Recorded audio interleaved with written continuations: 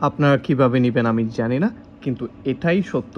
ঢাকা ১৭ আসনে তারেক রহমান যে আসনে নির্বাচন করতেছে, এই আসনে তারেক রহমানের জিতা প্রায় মুশকিল। কারণ এখানে জামাত ইসলামের প্রার্থী ডক্টর খালিদুজ্জামান ভাই ঢাকা ১৭ আসনে সবচেয়ে জনপ্রিয়।